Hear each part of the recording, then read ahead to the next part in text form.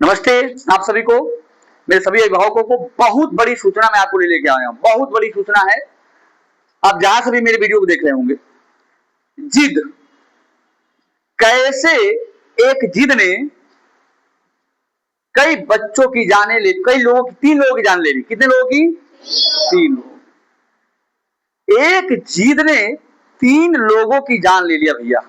ये घटना है महाराष्ट्र का। कहां का? महाराष्ट्र का। एक बच्चा होता है और वह बच्चा एकदम खाई पर, पहाड़ी के पास 300 समझो कि फुट ऊंची वो पहाड़ी है, उस पहाड़ी के किनारे चला जाता है और माता पिता से जिद करता है कि आप लोग हमें आईफोन दिलवा दो, नहीं तो मैं इस पहाड़ी से कूदकर जान दे दूंगा।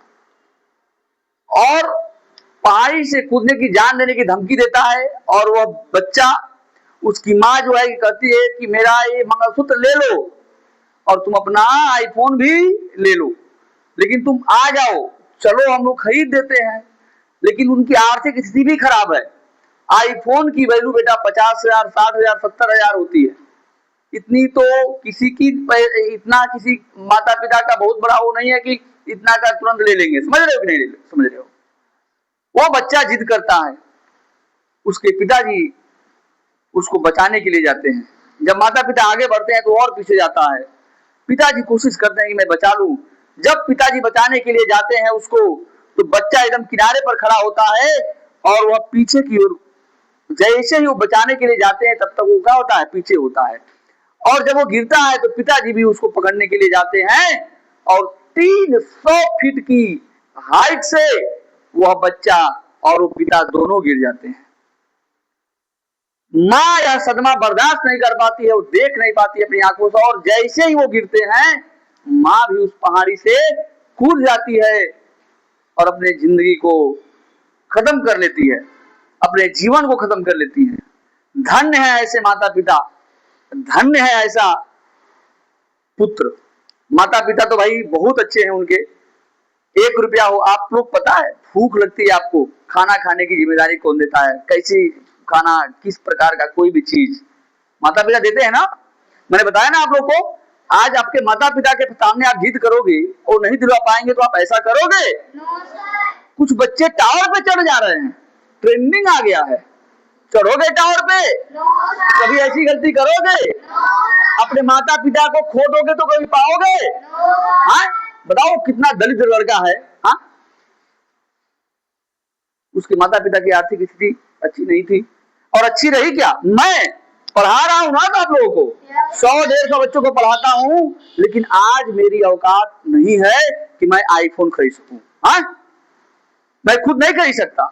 20,000 का फोन लेना हो तो मुझे सोचना पड़ेगा। मेरा मोबाइल कैसा है?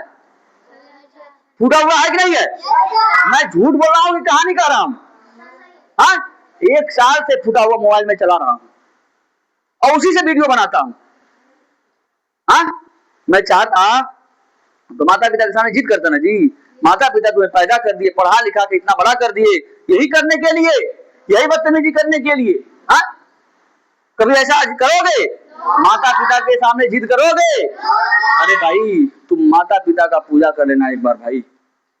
चाहे किसी के माता पिता कैसे भी हो, चाहे वो दारू पीता हो और चाहे वो कुछ भी करता हो, तुम्हारा पेट पाल रहे हैं ना माता पिता, उनसे बड़ा तुम्हारे लिए कोई नहीं होना चाहिए।